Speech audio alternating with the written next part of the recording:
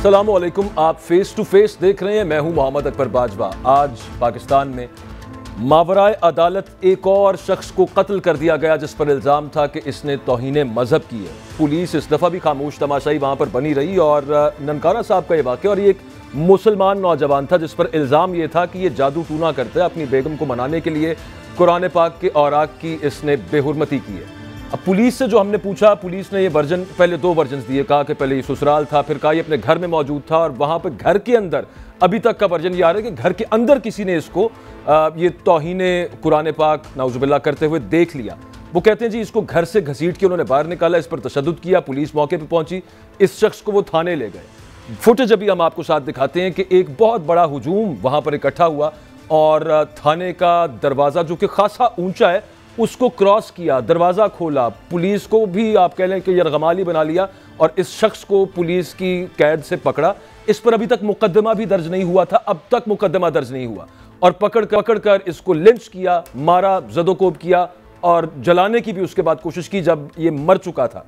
और लेकिन वो पुलिस उस वक्त तक ये बचाने में कामयाब हो गई कि इसको जलाया नहीं जा सका। जिन पुलिस अफसरान से हमारी बात हुई है, जो इंक्वायरी में इस सारे इंसिडेंट की इंक्वायरी कर रहे हैं, उनका कहना है कि ये बाकायदा हुजूम इकट्ठा किया गया और ये सब मामला। वो तो बड़े सवालात ये हैं कि अभी मियाँ चन्नू का वाकया, सियालकोट का वाकया कुछ ही दिन पुरानी बात लगती है, और वहाँ पर करार वाकई सजाएं भी हुई, वहाँ पर सेंटेंस टू डेथ भी हुआ उन तमाम लोगों को जिन्होंने ऑर्केस्ट्रेट किए थे वो मावराए अदालत कत्ल। लेकिन उसके बावजूद आज ये फिर एक वाकया पेश आ गया। इससे पाकिस्तान की बदनामी तो होती है, पाकिस्तान का कुछ नहीं बहुत ज़्यादा मुआशी नुकसान भी होता है, और बदनामी भी बड़ी हक बजानिब होती है, उस पर अलग बात करेंगे। लेकिन हमारे उलमाए कराम का इसमें कितना हक है, कितना उन पर यह फ़र्ज़ है कि वो लोगों को समझाएं कि आम बंदा ये समझता है, और जो उसको बताया गया है कि इस तरह का किसी पर इल्ज़ाम लग जाए, इल्ज़ाम साबित होना तो दूर की बात, वहीं पर उस बंदे को पकड़ लो और उसको पार कर दो और शायद जन्नत पक्की हो जाती है। शरई अहकामात क्या हैं इस सब मामले पर, यह अहम सवाल है, इस पर बात करेंगे। रियासत पै दर पै ऐसे वाक़या रोकने में नाकाम क्यों है, इस पर भी आज प्रोग्राम के अंदर बात करेंगे। और अगर कोई वाकई गुस्ताख हो तो फिर क्या प्रोसीजर है, क्या शरीयत उस तरह के मामले के अंदर इस तरह की इजाज़त देती है, ये सब सवालात हैं, इन पर हम बात करेंगे। एक आज़ान ब्रेक है, उसके बाद मारूफ मजहबी स्कॉलर इंजीनियर मोहम्मद अली मिर्ज़ा साहब हमारे साथ मौजूद होंगे, और ताहिर मलिक साहब सीनियर तज्ज़ियाकार हैं, वो भी हमें ज्वाइन करेंगे विया स्काइप लिंक। एक ब्रेक के बाद वापस आते हैं और तफसीली गुफ्तगू करते हैं इस मामले।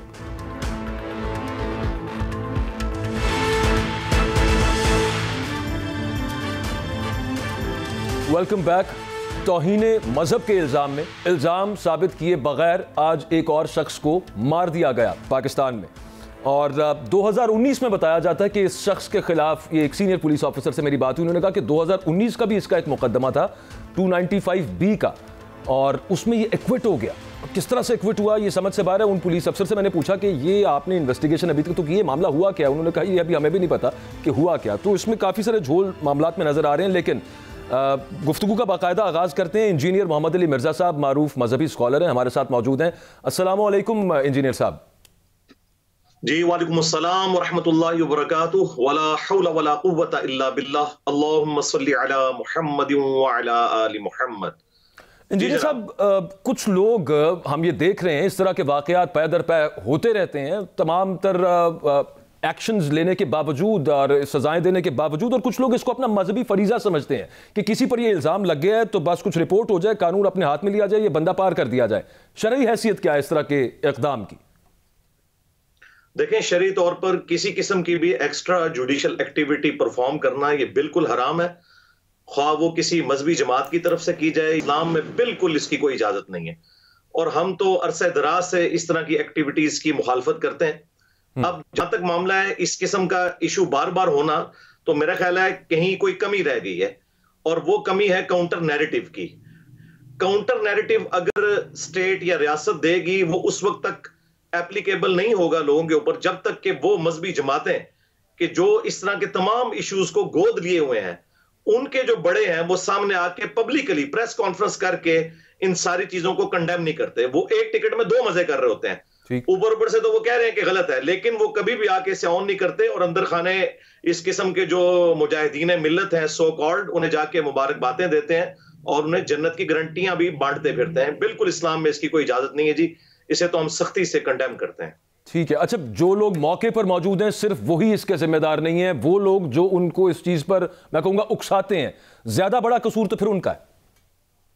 जी उनका है, और देखें उससे भी बढ़ के स्टेट जो मां का दर्जा रखती है उसका कसूर है, क्योंकि स्टेट पॉलिसी हमारी आपको पता है कि पिछले 30-40 साल से हमें पता ही नहीं कि हमने किस तरफ जाना है, और मुख्तलिफ औकात के अंदर मुख्तलिफ मुल्कों की प्रॉक्सी वार्स इसके अंदर आई, और इस मुल्क के अंदर एक तकफीरियत का बाजार गर्म किया गया। इवन टॉयलेट्स के अंदर जो है एक दूसरे को काफिर कहने के नारे लिखे गए।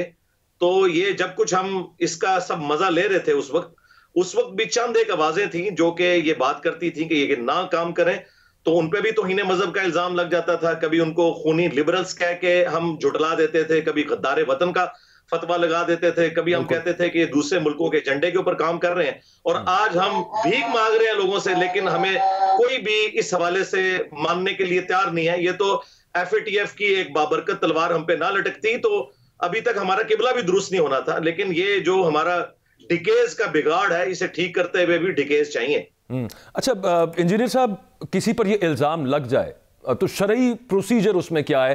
क्या वो जो हमारा कानूनी प्रोसीजर है उससे मुख्तलिफ है?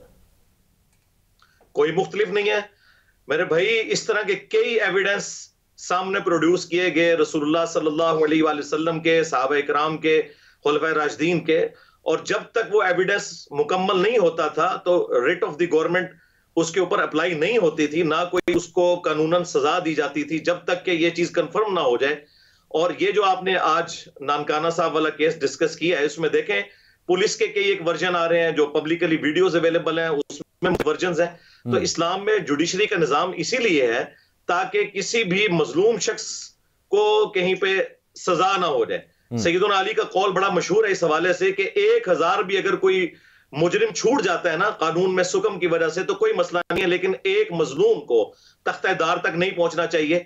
कानून की हुक्मरानी उसी वक्त होगी जब तक कि हम एक जो जुडिशरी का तरीका है कि गवाहों की मौजूदगी में ये तमाम मामला किए जाएंगे, और वो गवाह भी देखे जाएंगे कि वो कहीं किसी मजहबी जमात के साथ इस किस्म का कोई अपनी एफिलिएशन के चक्कर में तो नहीं झूठी गवाही दे रहे। एक एक चीज एविडेंस के तौर पर इकट्ठी की जाएगी, तब कोई फैसला किया जा सकता है। Otherwise extra judicial activity perform करने वाले को इस तरीके से तौहीन मजहब के नाम के ऊपर खुद से कानून हाथ में लेके कत्ल कर देना, ये बिल्कुल हराम है जी। ठीक है, पुलिस के वैसे हम वर्जन्स की बात कर रहे थे। नाज़रीन, मैं आपको छोटा सा सिर्फ यहाँ पे एक एनेक्डोट दे दूं उन बातों का जो मेरी पुलिस अफसरान के साथ हुई। वो डर रहे हैं इस मामले पे बात करने से, और ज़ाहिर है डरना चाहिए जिस तरह के मामलात यहाँ पर और जिस तरह से मिसयूज़ किया जाता है इन कवानीन को। ऑफ रिकॉर्ड बात कर देते हैं लेकिन ऑन रिकॉर्ड बात नहीं होती। अच्छा अली भाई, अगर कोई वाकई गुस्ताख हो, अब यानी कि अलल ऐलान गुस्ताखी कर दे और खुल के आ जाए बिल्कुल सामने, जैसे इस केस में तो नहीं है, ये तो शायद घर के अंदर मौजूद था, पता नहीं किसने घर के अंदर कैमरा लगा के देख लिया कि वहां पे क्या कर रहा था, वो खैर अभी साबित होना बाकी था। लेकिन अगर कोई अलल ऐलान ये करे तो उसका प्रोसीजर क्या है शरीयत के मुताबिक?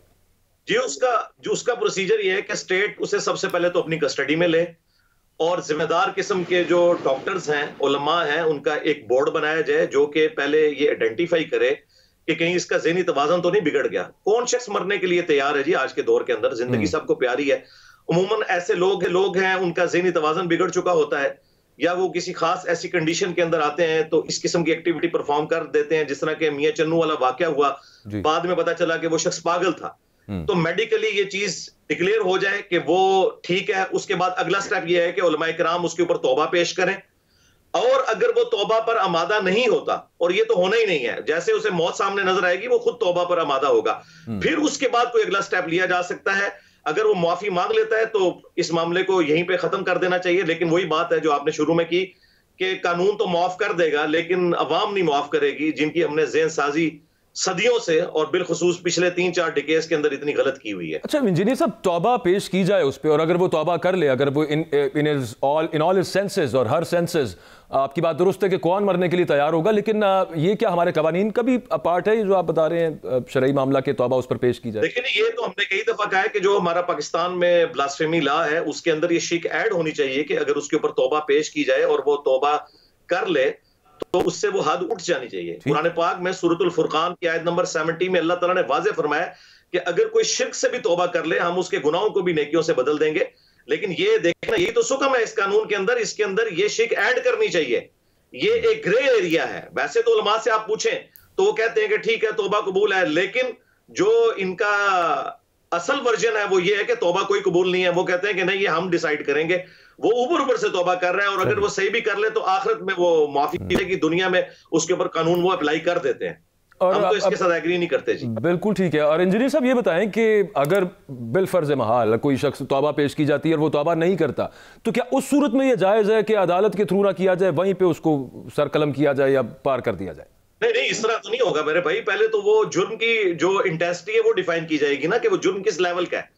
ये तो नहीं है कि सर कलम कर देना है। ये बहुत सेंसिटिव इशू है। ये एज ए लास्ट रिजॉर्ट जो है वो रसूलुल्लाह सल्लल्लाहु अलैहि वसल्लम की मुबारक जात से मुताल्लिक है, और उसमें भी कई एक चीजें हैं। फसाद फिल अर्द के तहत सजा तो अप्लाई की जा सकती है कि कोई शख्स आदि मुजरिम हो, लेकिन अगर कोई एक इस तरह का मुजरिम सामने आए तो उसे कैद में डालें। इंशाल्लाह कुछ अरसा वो कैद में गुजारेगा, सारा उसका जो अंदर का खुमार है वो निकल जाएगा। ये बिल्कुल एक एक्सट्रीम रवैया जो है ना, वो मेरे ख्याल है अभी तक तो कोई ऐसा मामला हुआ नहीं है कि कोई शख्स इस तरह अलग ऐलान ऐसे मामला करे किसी भी एक मुसलमान स्टेट के अंदर। आगे इसको अगर इंजीनियर साहब, क्योंकि ये समझ नहीं आती, मेरे जैसे बंदे को तो समझ नहीं आती कि क्या हम ऐसा करें कि आगे ये मामला रुक जाएं।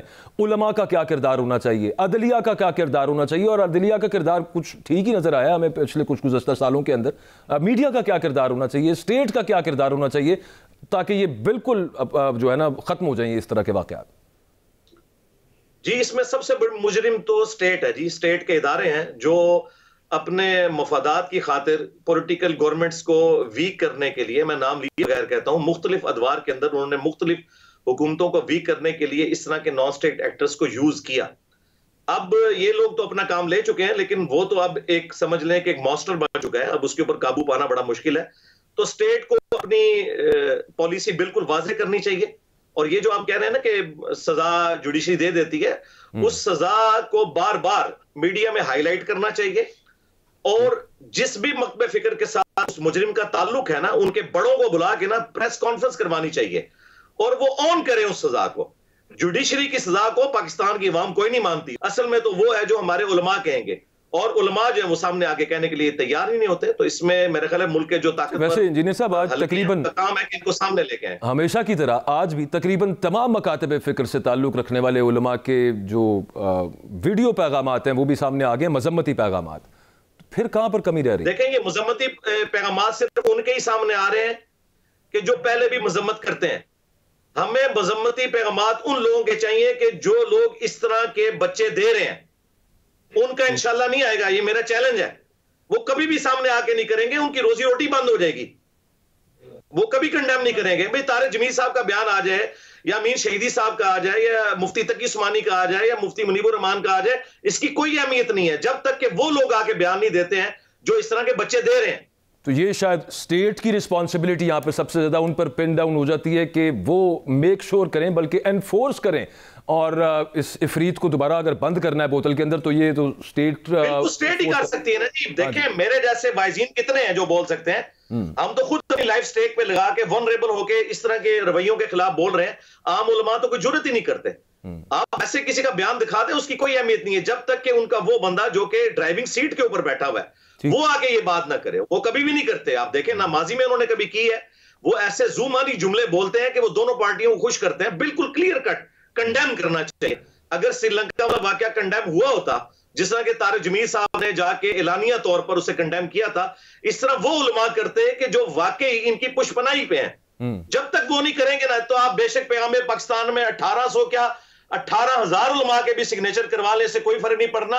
ये बिल्कुल लेपा पोती कर रहे हैं, इससे कुछ भी नहीं निकलना।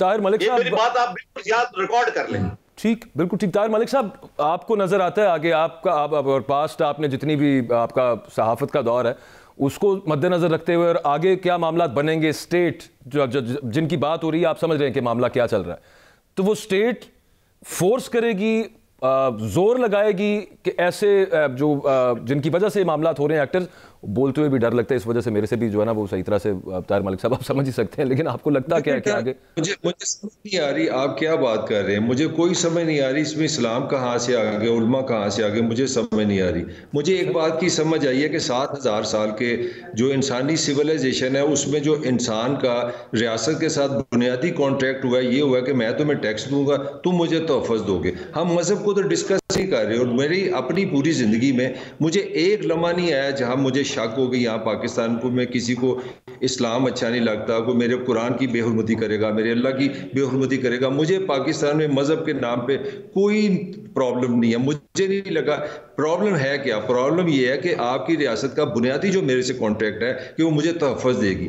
फेलियर आया आपकी पुलिस का, आपके निज़ाम का। उस आपकी पुलिस के पास कोई SOP नहीं है, उनकी कोई ट्रेनिंग नहीं है, मॉब को हैंडलिंग का कोई तरीका नहीं। मैं आपको सिर्फ 1 मिनट आपसे ज्यादा लूंगा। गुजरांवाला में कुछ महीने पहले एक वाकया हुआ है, उसका कोई मजहब से ताल्लुक नहीं है। एक साहब आए हैं, मोटरसाइकिल उन्होंने खोली, गलती से वो जिस मोटरसाइकिल को उन्होंने चाबी लगाई वो दोनों की मोटरसाइकिलें एक ही रंग था, तो सही वाली मोटरसाइकिल को चाबी लगा दी।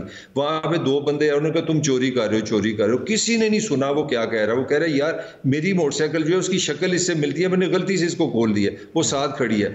उसको वहां मारा गया और इज्तिमाई तौर पे मारा गया। पुलिस आई, पुलिस ने बचाया, उसको गाड़ी में डाला। और मलिक साहब आपको कोई उम्मीद नहीं है नहीं सुधरना हमने, आपका ख्याल ये सुधरने का इश्यू नहीं है। आप इसको इमोशनल मसला बना रहे हैं। It's a duty of the state. जो करते हैं उनका इमोशनल मसला ही है मलिक साहब। ड्यूटी ऑफ स्टेट आपकी बिल्कुल दुरुस्त बात है। नहीं है, नो, ये समाजी इज्तिमाई गुस्सा है जो जिसकी वजह डिप्रेशन है। मैं आपको कोड कर रहा हूँ, पाकिस्तान के वसूख इदारे ने कहा है कि 75% और पाकिस्तानी या डिप्रेस हैं या एग्जाइटी के मरीज हैं। जब आप महंगाई में रहेंगे, मलिक साहब पूरी दुनिया के अंदर, अच्छा मैं आपको कल निकाल के दे देता हूँ, आप 70% कह रहे हैं, मैं आपको कल 95% वाला भी मुल्क निकाल के दे देता हूँ। वहां पे तो ऐसे वाकयात नहीं होते, उधर 95% लोग डिप्रेशन के मर्ज का शिकार होंगे। यार यहाँ पे स्टेट नहीं है ना, स्टेट तो तमाशे बनी हुई है। स्टेट का काम है, देखिए उसने जो जुर्म किया उसकी सजा अदालत ने देनी है। स्टेट का काम है कि आपको प्रोटेक्ट करे। मैं उस बंदे को असल इशू है ही नहीं मजहब, इशू है कि क्या पाकिस्तान का जो मॉब है वो लॉ अदालत खुद ही लगाएगा, खुली कचहरी लगाएगा, वहां पे सजा देगा कि आप रियासत में रह रहे हैं। इंजीनियर साहब, जो लोग इस वाकये की बात करते हैं, जो लोग इसके जिम्मेदार हैं, पुलिस उन सबको पकड़ लेती है, लेकिन पिन डाउन ये नहीं करती कि ये किसके कहने पे और किस तंजीम के तहत और किस बाकायदा प्लानिंग के तहत निकले। तो फिर मामला वहीं का वहीं रहेगा क्या? जी वहीं का वहीं रहेगा। और जो ये मलिक साहब बात कर रहे थे, मैं बड़ी माजरत के साथ थोड़ा सा इख्तलाफ करूंगा। ये कह रहे हैं रियासत की जिम्मेदारी है। रियासत कहां पे आपको नजर आ रही है जी? रियासत कुछ नहीं कर सकती। आप उस दिन से डरे कि ये लोग आपके साथ ये मामला करें। ये जो सलमान तासीर का इशू हुआ था तो रियासत ने उसको हिफाजत के लिए बंदे दिए थे ना, उनमें से एक बंदा मुजाहिद मिल्लत बन गया था ना। ये तो इतना कैंसर फैल चुका है कि जब तक तत्हीर नहीं की जाएगी ना इस पूरे सिस्टम की काउंटर नैरेटिव के जरिए, उस वक्त तक इसमें से कुछ भी नहीं निकलना। मैं आपको बताऊं ये वाकयात होते रहेंगे। आप पूरी पाकिस्तानी फौज लगा दें, पूरी पुलिस की नफरी लगा दें, कुछ भी नहीं निकलना, क्योंकि करोड़ों की आबादी के अंदर करोड़ों लोग ऐसे मौजूद हैं जो ब्रेन वॉश्ड हैं। आप कुछ नहीं कर सकते। अच्छा मलिक साहब, I would disagree with you. No, sorry for the interruption. मैं करोड़ों का लफ्ज I cannot digest. मैं 1-2 पाकिस्तानी बेवकूफ समझ सकता हूँ। Pakistani are great people, they are sane people. और ये कितने बयानिया को बस करें। एक सिंपल सी बात है, मैंने SHO बैठाया, जहाँ पे लात टूटेगा SHO वहाँ खड़ा होगा और कोई कुछ नहीं करना। मुझे नहीं समझ आ रही कहाँ से करोड़ों लोग आ गए। मैं भी इस माशरे में रहता हूँ, मेरा हाल है ये अल्लाह से। मलिक साहब SHO ने मरना है, SHO ने मरना है वहाँ पे, जितना मुस्तैद हुजूम होता है वहाँ पे। मैंने की है ना, इसका 10वां हिस्सा भी मलिक साहब जरा टीवी पे करे तो मैं इनको बताऊंगा इनके घर के बाहर कल बंदे ना पहुंचे तो। अल्लाह ताला रहम करे। बात तो ऐसी है भाई, स्टेट भी से नहीं है। मलिक साहब आप बात नहीं कर सकते ना उस टॉपिक पे, इसलिए आपको कोई खतरा नहीं है। हाँ नहीं, ये बड़ी दुरुस्त बात है मलिक साहब। चलें, एक स्टेट सीरियस नहीं है इस सब मामले को लेके। मलिक साहब मुझे एक बात बताएं, ये जो यूरोपियन यूनियन का है GSP प्लस, ये जनरलाइज स्कीम ऑफ प्रेफरेंसेस इसको कहते हैं, जिसमें ये इंसेंटिव्स देते हैं जिस डेवलपिंग कंट्रीज को कि यार आप यहां पे चलें, आपका भी कोई रोजी रोटी चलती रहेगी। वो आपको पता है कि हमें नहीं मिला। GSP स्टेटस भी हमारा कैंसिल इसी वजह से हुआ था कि पाकिस्तान में ब्लास्फेमी लॉज जो हैं इनका गलत इस्तेमाल किया जाता है। तो और कुछ नहीं, जो आज एक डॉलर को हम तरस रहे हैं, रियासत को यह भी ख्याल नहीं आ रहा कि यार चलो यहां पे इसको इसी बहाने ठीक कर दें। वो जैसे फैटफ की बात कर रहे थे इंजीनियर मोहम्मद अली मिर्जा साहब, तो इसी बहाने हम इन मामला को जरा ठीक कर दें, कुछ पैसे ही और लब जान सानू। नहीं वो देखें, मेरा पहले तो 1 सेकंड में बात, मुझे लगता है पाकिस्तान में रिलीजन मसला नहीं है, ये कोई मसला नहीं है। पॉइंट क्या है? पॉइंट ये है कि आपकी यूरोपियन यूनियन 3 से 5 बिलियन US डॉलर बनते हैं। आप $1 बिलियन लेने के लिए 1 महीने से मुज़ाकरत कर रहे हैं। सुबह दोपहर शाम जूते खा रहे हैं IMF से। मैं बात कर रहा हूँ 3 से 5 बिलियन US$, तो वो आपके वो वहां पे आप बैठे हुए हैं। तो असल सारी जो मैं बात करना चाह रहा हूँ, एक मैं मलिक साहब आपको इंटरप्ट करूंगा प्लीज। RPO शेखुपुरा बाबर अल्पा साहब ने हमें ज्वाइन किया है, उनसे जरा इन्फॉर्मेशन। बहुत शुक्रिया बाबर साहब, आपने वक्त दिया है। सबसे पहले तो सर ये बताइएगा कि पुलिस इस बंदे को अपनी हिरासत में लेकर थाने चली गई, उसके बाद एक मॉब ने पुलिस स्टेशन पर हमला, क्या वहां पर एडिक्वेट तादाद में पुलिस नफरी मौजूद नहीं थी? हमेशा की तरह पुलिस क्यों फ्लिंच करती रही, क्यों डरती रही ऐसे मुश्तइल हुजूम के सामने? जी बिल्कुल, इसमें जो आपने ऑब्जर्वेशन दी है एग्जैक्टली अकॉर्डिंग टू इट, उसमें सूरत ये है कि सुबह जब ये इंसिडेंट 7 बजे के करीब हुआ, पुलिस फौरी पहुंची वहां पे। जो एज ए फर्स्ट रिस्पॉन्डर इतला मिली और वो पब्लिक की तरफ से इतला हुई कि जो कुरान के बेहुरमती की गई है उसके हवाले से है, तो बंदे को पुलिस ने वहां से जाके उसे रेस्क्यू किया और उसको लेके थाने पे ली। उस मीनवाइल वहां पे भी कुछ टाइम गुजरा उनसे लेने में पुलिस को। उसके साथ साथ वहां पे कुछ ऐलानात और उसकी वजह से पब्लिक का रश बढ़ता जा रहा था। वही पुलिस फोर्स जो उसे ले थाने पहुंची और जो ऑलरेडी वहां पे अवेलेबल थी, डेफिनेटली वहां पे उस वक्त कमी नफरी थी सुबह के हवाले से, और जो लोगों की तादाद थी विद इन मिनट्स जो है वो बढ़ती गई और उसके बाद फाइनली उन्होंने वो पुलिस की हिरासत से बंदे को छुड़वाया। बाबर साहब, ये बढ़ती गई बतदरीज और बहुत जल्दी बड़ी लोगों की तादाद, ये हुजूम जो बना, ये हुजूम बाकायदा इकट्ठा किया गया था? आपकी अभी तक की तहकीकात क्या कहती हैं? आपकी थोड़ी सी आवाज हुई, आपने क्या सवाल पूछा? मैं सर आपसे पूछ रहा हूँ कि क्या ये हुजूम बाकायदा इकट्ठा किया गया? Is there a method to this madness जो अभी तक की आपकी तहकीकात में सामने आया? जी मैं उसमें वारबटन जो है वो बेसिकली एक कस्बा टाउन है और बहुत छोटी छोटी आबादी है वहाँ पे, गलियां और उसके हवाले से। तो वहाँ पे जो है कुछ उसमें हुई भी, लोगों को एक दूसरे को इतलात भी दी गई, कुछ एक आध जगह से कोई ऐलानात हमें तस्दीक हो रही है कि किए गए, जिसकी वजह से जो लोगों की बढ़ने की तादाद थी वो दैट वाज वेरी रैपिड और वो बहुत तेजी से ही लोग वहाँ पे जमा होते गए। छोटा इलाका है, कस्बा जो है, बड़ा जो है टाउन की सूरत जो है उसकी ये सूरत हाल है। बाबर साहब, अरेस्ट्स कितने हुए हैं अभी तक, गिरफ्तारियां कितनी हुई हैं, किस किस को कोई जी इसमें प्रोग्रेस है और उसके वाले से रेड्स और सब कुछ जारी है।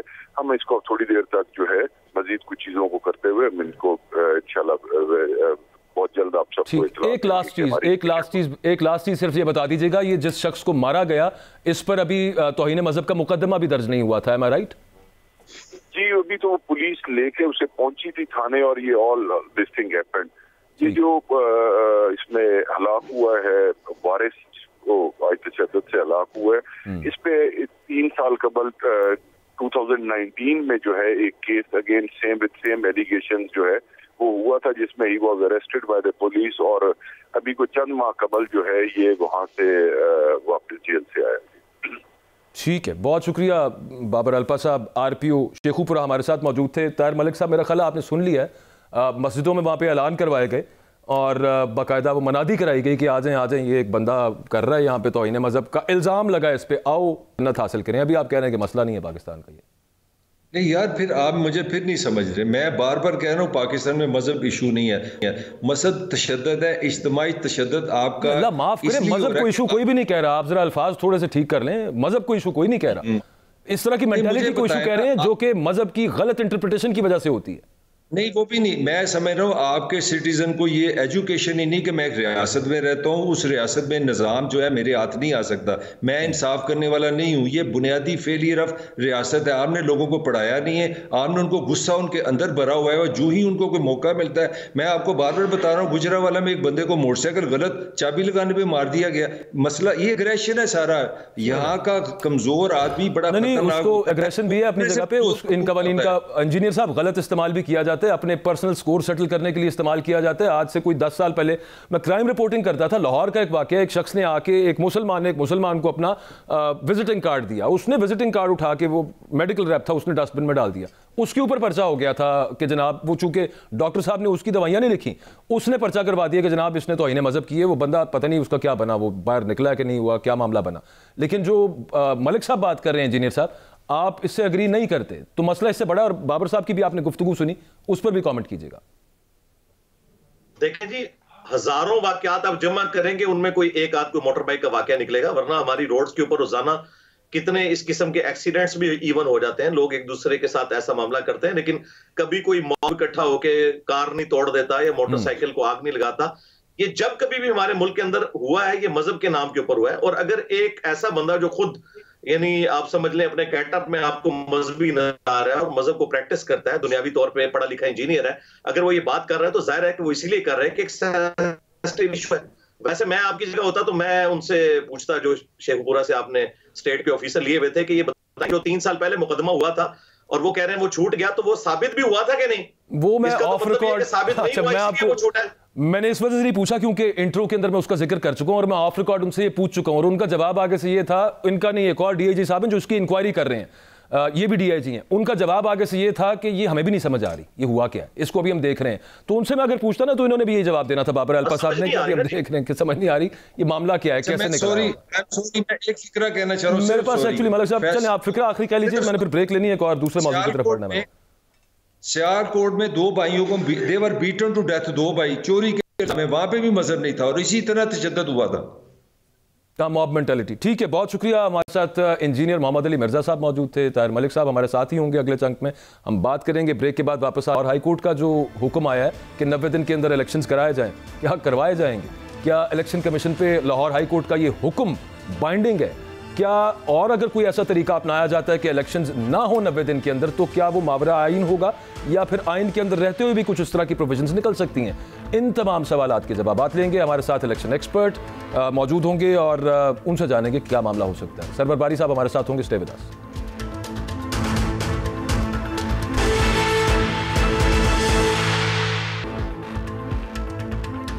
Welcome back. Lahore high court ने कल ये फैसला दिया और कहा गया कि 90 रोज़ के अंदर अंदर इलेक्शंस करवाए जाएं और एक मरतबा फिर इलेक्शन कमीशन को कहा गया है कि वो गवर्नर के साथ मुशावरत करके इलेक्शंस की कोई तारीख देने का ऐलान करें।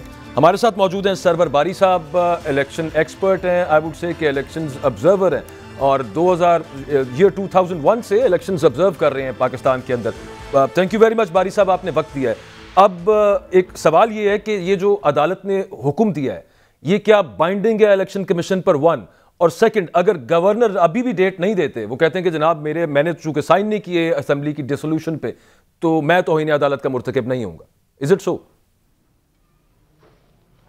देखिए, ये तो मुमकिन ही नहीं है कि 90 दिन के अंदर इंतखाब ना हो, क्योंकि ये आइन की खुल्लम खुल्ला खिलाफ वर्जी होगी, हाई कोर्ट के हुक्म की खिलाफ वर्जी होगी। और ऐसा माजी में कभी हुआ नहीं है कि मुतफ़िका तौर पर अगर कोई ऐसी बात हुई हो, माजी में तो हुई है। जैसे बेनज़ीर भुट्टो साहबा का जब की शहादत हुई तो इलेक्शंस की डेट कुछ दिनों के लिए आगे चली गई थी, लेकिन फिर भी इलेक्शन हुए थे क्योंकि वो एक हालात बहुत ही ख़राब हो गए थे। लेकिन हमें मालूम है कि इलेक्शन जो है, जब से ये आइन में बात आई है, हमेशा जो है वक्त पर इलेक्शन होना लाजिम है, इससे भाग नहीं सकती। ना इलेक्शन कमीशन भाग सकता है, ना ही गवर्नर साहब जो है वो इनकार कर सकते हैं, क्योंकि वो आइन की खुल्लम खुला खिलाफ वर्जी होगी और आवाम के अंदर पहले ही बहुत ज्यादा गम गुस्सा है। वो कहते हैं कि जनाब सिक्योरिटी हम नहीं दे सकते, चीफ सेक्रेटरी साहब कहते हैं, पुलिस कहती है, इंटेलिजेंस एजेंसीज कहती हैं, फिर आपके पास पैसा नहीं है, इलेक्शन कमीशन कहते हैं हम पैसे कहाँ से लेके आए, ऊपर से मौशी इमरजेंसी आ जाए अगर मामला। तो ये तमाम चीज़ें अगर आप इन इक्वेशन लें तो इज इट पॉसिबल कि इसकी वजह से ये इनमें से कोई रीजन साइड करते हुए कहें जी नहीं हो सकते? नहीं है, देखिए उनका अपना आर्गूमेंट बहुत ही जो है वो कमज़ोर है। अगर वो 33 बाई इलेक्शन करवा सकते हैं और अगर वो सिंध के अंदर बल्दियाती इंतखाबात करवा सकते हैं, उसके लिए उनके पास पैसे हैं, तो ये फिर पंजाब और खैबर पख्तूनख्वा के इंतखाबात के लिए रकम क्यों नहीं है? दूसरी तरफ खुद ही इलेक्शन कमीशन के बयानात आ रहे हैं कि हम डेट दें। उन्होंने ख़त लिखा हुकूमतों को, खैबर पख्तूनख्वा की हुकूमत को और पंजाब की हुकूमत को, शायद आपको याद हो चंद हफ्ते पहले उन्होंने ख़त लिखा और उसमें कुछ डेट भी जो है वो उन्होंने प्रपोज की। तो अब मामला ये, अब तो हाई कोर्ट का हुक्म है, कहीं शरायत नहीं है कि आपके पास करवा सकते तो हैं हमारी साहब, लेकिन शायद करवाना चाहते नहीं। आपने भी इस तरह की ट्वीट भी की है जो मेरी नजर से गुजरी है और मैं बिल्कुल मैं समझता हूं पर्सनल आपकी क्या है रीडिंग सर? होते नजर आ रहे हैं आपको या नहीं आ रहे नजर? कॉन्स्टिट्यूशन क्या कहता है उसको जरा हम साइड पे करते हैं। देखिए, मेरा अपना ख्याल है, इनकी भरपूर कोशिश है कि इंतखाबात ना हो। जैसे कि लोकल गवर्नमेंट के इलेक्शन इस्लामाबाद में 31 दिसंबर को होने थे, इन्होंने नहीं करवाए, क्योंकि वाज़े तौर पर जो हमारा सर्वे था वो भी बता रहा था और ये शवाहिद भी थे कि पीटीआई बहुत भारी अक्सरियत से जीतने का उसका इम्कान था, तो इसलिए इलेक्शन जो है वो जो है बिल्कुल मुलतवी हो गए। और इसी तरह आप देखिए सिंध के आप पूरी कर लीजिए बात। जी, सिंध के जो फेज 2 के इंतखाबात थे वो भी बिल आखिर जो है वो कोर्ट के कहने पर और इलेक्शन कमीशन की इंसिस्टेंस के ऊपर, हालांकि पीपल्स पार्टी बिल्कुल इंतखाबात सिंध में नहीं करवाना चाह रही थी और पहले फेज के इलेक्शन जून में हो गए थे और दूसरे फेज के इलेक्शन जो है वो 2 माह के अंदर अंदर हो जाने चाहिए थे। सलाब तो जाके अगस्त में आया है। तो ये मामला ये है कि हमारे सियासतदान समझते हैं कि अगर वो इलेक्शन जीत नहीं सकते तो इलेक्शन होने ही नहीं चाहिए, उनको सैबोटाज कर देना चाहिए। लेकिन मैं समझता हूं इनकी भरपूर कोशिश है, लेकिन इसके बावजूद इलेक्शन करवाना इनकी मजबूरी होगा। कोशिश भरपूर है ताहिर मलिक साहब, इस पर हम ऑफ एंड ऑन बात करते रहते हैं और ये भी बात करते रहते हैं कि जाहिर है कि नीयत भी नहीं है, दिल नहीं कर रहा इस वक्त इलेक्शंस करवाने का। लेकिन अब कोर्ट का जो ऑर्डर आ गया, इसके बाद शायद ये दोबारा हाई कोर्ट चले जाएं यहीं पे अपील के अंदर और इंट्रा कोर्ट अपील में, और फिर उसके बाद शायद सुप्रीम कोर्ट भी चले जाएं। फुल कोर्ट्स की तरफ से अगर ये आ जाए, बाइंड कर दिया जाए इनको कि नहीं भजन कराएं आप लाजमी, ऐसी सूरत हाल बन जाए, तो फिर भी क्या इनके पास कोई मामला बच जाएगा कि वो कहेंगे नहीं भजन अब ये आ गया तो अब वो हो गया, नहीं कर सकते। देखिए, वो इलेक्शन कमीशन ने अपनी पोजीशन लेनी है, जो नजर आ रहा है हम तो आपको पता है कि एनालिसिस ही कर सकते हैं। इनके पास 254 आर्टिकल है जो आपको इलेक्शन कमीशन को तहफ़्फ़ुज़ देता है। जिस तरह अभी आपको बताया गया, जो बल्दियाती इलेक्शन इस्लामाबाद में हुआ कोई एक्शन नहीं हुआ। कोर्ट ने तो क्रिस्टल क्लियर कहा था कि भी 24 घंटे में आप इलेक्शन कराएं, मगर बात आ गई मकबूलियत पे, जी इतने थोड़े टाइम में हम करा नहीं सकते। मैं लॉ की बात नहीं कर रहा, ना मैं आइन के खिलाफ जा रहा हूँ। मुझे ये इलेक्शन इसलिए होते नजर नहीं आ रहे।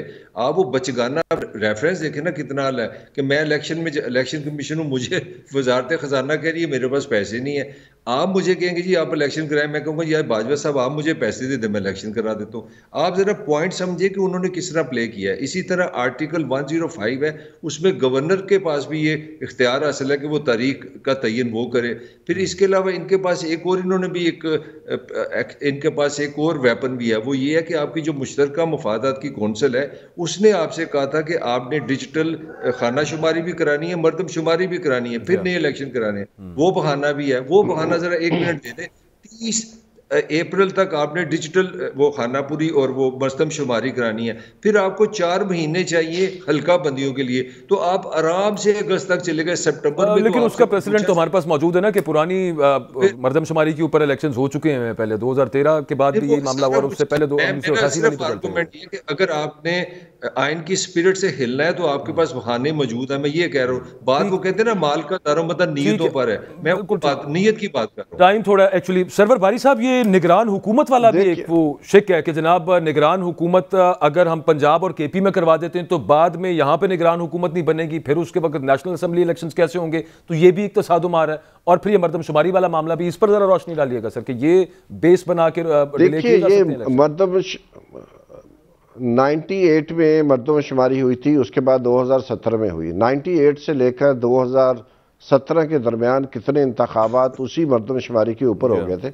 अभी 2017 में मर्दमशुमारी हुई है और चाहे ये नई मर्दमशुमारी होती रहे, लेकिन जो 90 दिन का है बहुत कैटेगोरिकल है और इसलिए इनको ये कोई लोकल गवर्नमेंट के इलेक्शन नहीं है। ये 2 पंजाब जो पाकिस्तान का सबसे बड़ा सूबा है उसके इंतखाबात है, खैबर पख्तूनख्वा के इंतखाबात हैं, इससे ये भाग नहीं सकते। लेकिन ये कि जो गेम चल रही है, मेरी राय में इनकी भरपूर कोशिश है इलेक्शन ना हो, लेकिन ये इससे भाग सकते नहीं हैं। उसकी वजह यह है कि आइन की बहुत वाज़े तौर पर है, हाई कोर्ट का हुक्म आ गया है, कोई भी जज या कोई भी अदलिया जो है उसका कोई भी जो बेंच है कभी भी ये नहीं कहेगा कि इलेक्शन जो है चूंकि पैसा नहीं है, चूंकि कुछ और नहीं है, चूंकि सेंसस नहीं हुआ जो ताहिर मलिक साहब फरमा रहे, इससे ये भाग नहीं सकते। लेकिन इन्होंने बंदोबस्त कर रहे हैं जो मुझे डिले करना चाह रहे थे। देखिए, आज भी आईजी साहब ने कोई 23-24 के लगभग जो पुलिस ऑफिसर्स को ट्रांसफर किया है, इसी तरह जब ये आईजी साहब आए थे और जो चीफ सेक्रेटरी साहब, उन्होंने तकरीबन मुकम्मल 100% जो है वो जो नौकरशाही है उसको इधर से अतल पतल कर दी है, उनको ट्रांसफर कर दिए। हालांकि निगरान हुकूमत के पास ये राइट नहीं है कि वो पोस्टिंग और ट्रांसफर्स करे, लेकिन इलेक्शन कमीशन की वेबसाइट पर आप जाके देखें, उन्होंने अपने आरओ चेंज कर दिए हैं, उन्होंने डीआरओ चेंज कर दिए हैं। यानी कि इलेक्शन कमीशन अपने ही कोड ऑफ कंडक्ट की भी खिलाफ वर्जी कर रहा है, वो भी पोस्टिंग और ट्रांसफर्स कर रहे हैं। तो लगता ये है कि धांधली का बहुत बड़ा मंसूबा बन रहा है, और जो ही वो मंसूबा मुकम्मल होगा उसकी एग्जीक्यूशन हो जाएगी, तो उसकी तैयारी मुकम्मल हो जाएगी, तो इलेक्शन की डेट आ जाएगी। अच्छा, 13 तारीख को इलेक्शन कमिश्नर साहब ने इजलास बुलाया हुआ, जिसमें वो देखेंगे, पूछेंगे कि क्या मामला हो सकता है पंजाब और केपी के जो उनके मेंबर्स हैं। अगर हाई कोर्ट के फैसले की रोशनी में गवर्नर पंजाब और इलेक्शन कमीशन तारीख का ऐलान नहीं करते फिर भी, और कोई और रीजन साइट कर देते हैं, तो तौहीन अदालत भी होगी और प्रेसिडेंट साहब डेट दे सकते हैं।